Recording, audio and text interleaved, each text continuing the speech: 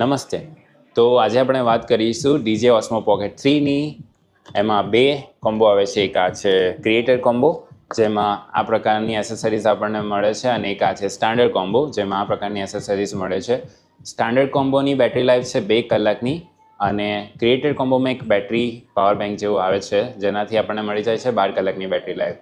સો આનો કેમેરો છે 1 ઇંચ CMOS સેન્સર સાથે, સો જેનાથી આપણે 16 Pro Max કરતાં સારા રિઝોલ્યુશનમાં શૂટિંગ કરી શકીએ છીએ. તમે જોઈ શકો છો રિઝોલ્યુશન અત્યારે એમાં જ શૂટ કરું છું, અને આ છે ફૂલ HD 30 FPS પર. ઓકે, સો આપણે એમાં 4K પણ કરી શકીએ છીએ.